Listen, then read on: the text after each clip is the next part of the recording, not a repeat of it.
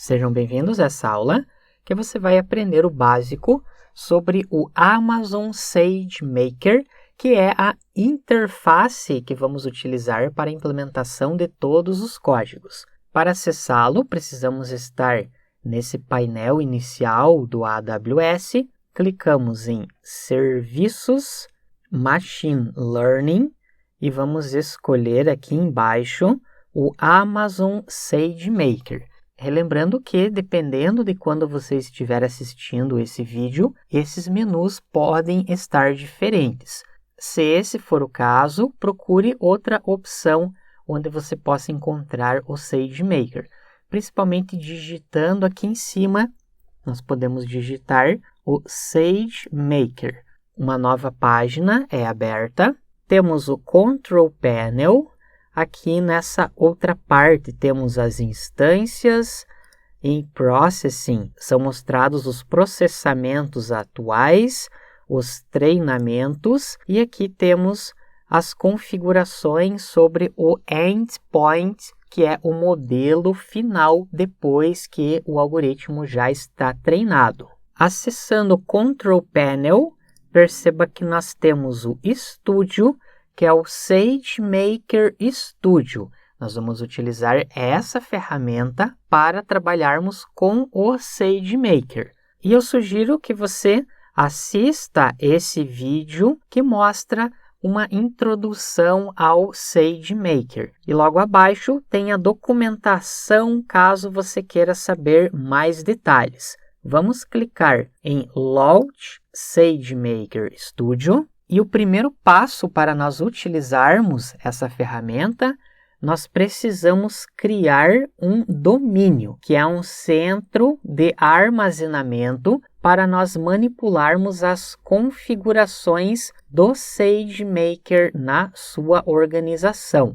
Nesse caso, nós temos um domínio e dentro desse domínio que nós vamos criar alguns usuários e cada usuário terá seus notebooks com a codificação. Podemos deixar marcada essa opção, que é o Quick Setup. Caso você queira configurar com mais detalhes as permissões, você pode clicar nessa outra opção. Vamos deixar marcado o Quick Setup e na sequência nós precisamos criar um usuário juntamente com o nome. Nesse caso, eu vou definir com o nome curso AWS SageMaker. Na sequência, nós vamos precisar especificar qual é o role que indica as permissões. No meu caso, existem duas regras que eu estava fazendo o teste anteriormente.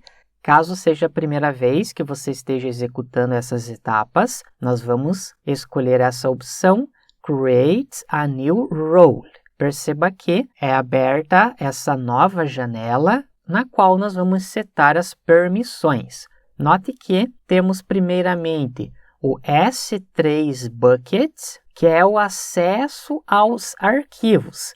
Aqui você pode definir o nome do bucket que esse usuário terá. Dessa forma, você pode especificar o acesso às fontes de dados. Para facilitar os experimentos, vamos marcar NS3 Bucket. Dessa forma, esse usuário terá acesso a todos os buckets que nós criarmos. Podemos clicar em Create Role. É mostrada essa mensagem que nós criamos uma IAM Role. Relembrando que IAM é o sistema utilizado pelo AWS para fazer a gerência das permissões. Vamos clicar em Submit. Note que é mostrada essa mensagem que o domínio do SageMaker está sendo preparado. E essa preparação é executada somente uma vez e pode levar em torno de 5 minutos. Podemos observar essa mensagem depois que a criação está completa. E note que já temos o primeiro usuário, curso AWS SageMaker. Todos os arquivos que nós desenvolvermos durante as aulas estarão relacionados com esse usuário.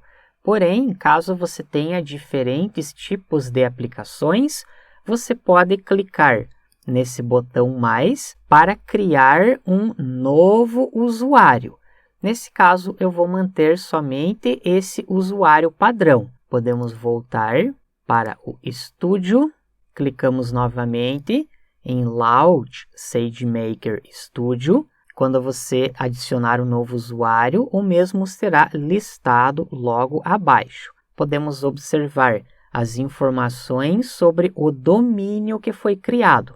Temos esse domínio que está relacionado a vários usuários. Agora nós podemos abrir o SageMaker Studio clicando em Studio. Será aberta uma nova janela. Perceba que temos essa mensagem do Amazon SageMaker Studio. Na primeira vez, vai levar alguns minutos para a abertura. Essa é a tela do Amazon SageMaker. Na parte principal é que nós vamos fazer a digitação de todo o código e você pode observar vários links para documentação e tutoriais. Nós podemos, inclusive, mudar o tema. Eu vou deixar marcado o Jupyter Lab Lite, que fica mais fácil a visualização. Podemos observar o menu superior com várias opções. Dentro do Run, podemos executar o código, escolher o kernel que nós vamos trabalhar, integração com o GitHub e assim por diante. Caso você já tenha utilizado o Jupyter Lab na sua própria máquina, você verá que a interface é muito parecida.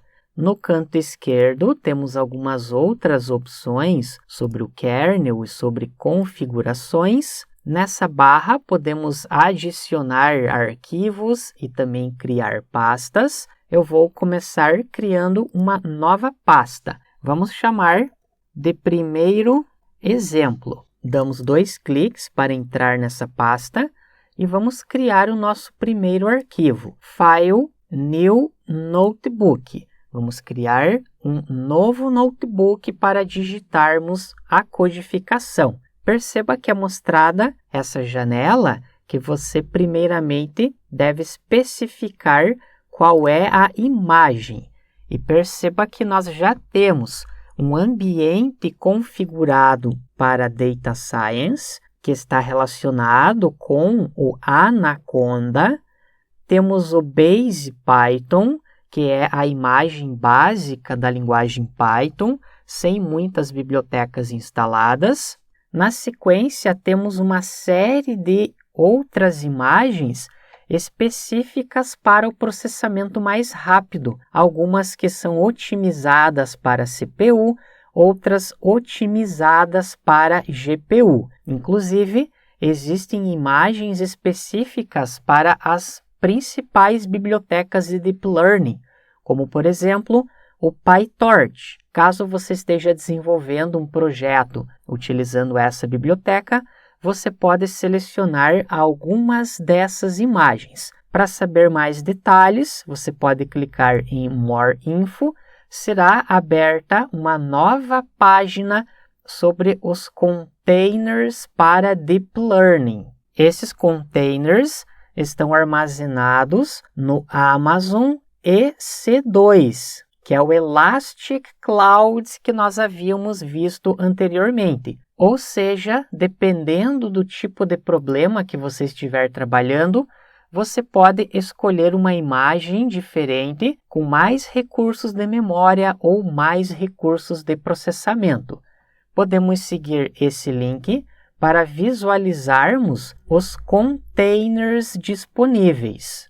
Inclusive, alguns containers não estão disponíveis em certas regiões. Por isso que nós temos, primeiramente, a região que indica em quais regiões determinados containers estão disponíveis. Podemos observar mais detalhes abaixo, como, por exemplo, PyTorch com a versão 1.11.0, que é utilizado para fazer o treinamento do algoritmo, e aqui nós temos que é utilizada uma CPU com a versão 3.8 do Python. Também existem os containers para o TensorFlow. Perceba que, nesse exemplo, é utilizada a versão 2.8.0, específico para o treinamento de algoritmos, e é utilizada uma GPU pelo fato de que o processamento é maior. E perceba que, quando nós trabalhamos com a inferência, ou seja, nós queremos enviar registros para que o TensorFlow faça a classificação. Não é necessário utilizarmos uma GPU, pois o processamento não é tão alto assim. Seguindo esse link, você pode observar todos os containers disponíveis que podem ser utilizados dependendo da aplicação que você estiver trabalhando. Aqui nós podemos, inclusive, observar alguns containers com versões mais antigas do TensorFlow, como, por exemplo, a 1.15 com o Python 3.6. É bem interessante caso você tenha uma aplicação com uma versão um pouco mais antiga e não é viável você fazer a migração para a versão mais nova do TensorFlow. Nesse primeiro teste, vamos escolher o Base Python. Com relação ao kernel, está disponível somente o Python 3. E temos um Startup Script, caso você queira utilizar um outro arquivo como base. Vamos clicar no Select. Perceba que o processo de criação do notebook e a configuração do kernel com o Python básico já começou. Pode levar de 1 a 2 minutos para esse processo terminar. Após a criação do notebook estar concluída, nós podemos digitar os códigos em Python. Podemos renomear esse arquivo, clicamos nessa opção Rename. O nome desse notebook será primeiro. Vamos agora fazer um print. Olá, podemos clicar nesse botão para executarmos o código. Aqui nós podemos, inclusive, observar informações sobre a máquina que está sendo utilizada, uma CPU com 4 GB de memória. Nós podemos, inclusive, mudar a instância ou a máquina que nós estamos trabalhando. Perceba que nós estamos utilizando MLT3 Medium. A categoria é General Purpose, existem 2 CPUs, nenhuma GPU e 10 GB de memória. E note que nós podemos escolher outros tipos de servidores. Por exemplo, esse segundo possui 16 GB de memória, 4 CPUs e uma GPU, que é utilizado quando você precisa de um poder de processamento maior. Na sequência do curso, nós vamos trabalhar um pouco mais com essas instâncias. Podemos clicar em Save para fecharmos essa janela. Podemos executar algumas operações matemáticas. Por exemplo, 2 mais 2 é mostrado o resultado. Estamos trabalhando com o código básico em Python. Vamos agora fazer uma importação para a biblioteca NumPy. Import NumPy. Para executar, nós podemos clicar nesse botão, ou então você pode visualizar os atalhos. No meu caso, para executar a célula selecionada, é o Shift e o Enter. Você deve verificar o atalho de acordo com o seu sistema operacional. Quando eu executo essa linha, perceba que é gerado um erro que o NumPy não está instalado. Isso ocorre pelo fato de que nós estamos utilizando o Python básico. Nenhuma biblioteca adicional está instalada. Nós podemos também fazer um import para a biblioteca Pandas, que é utilizada para trabalharmos com data frames. Note que ela também não está instalada. Podemos colocar um ponto de exclamação e digitarmos pip install NumPy. Executamos essa célula e note que está sendo instalada essa biblioteca nesse ambiente. Se nós agora executarmos import NumPy, nenhum erro foi retornado, pois agora a biblioteca foi instalada corretamente. Como nós vamos trabalhar com aprendizagem de máquina, nós podemos mudar a imagem para essa imagem Data Science. Com isso, todas as principais bibliotecas utilizadas em ciência de dados e aprendizagem de máquina serão instaladas por padrão. Não será necessário fazer as instalações manualmente. Vai levar mais um tempo para ele fazer essa configuração. Depois que a imagem foi mudada, podemos, por exemplo, rodar essa linha novamente, Import Pandas, e note que nenhum erro foi retornado. Isso indica que essa biblioteca já está instalada nessa imagem. Com isso, fechamos essa aula básica, que você aprendeu o básico sobre o SageMaker. Na próxima aula, vamos fazer a integração do SageMaker com o S3, que faz o armazenamento dos dados. Obrigado e até lá!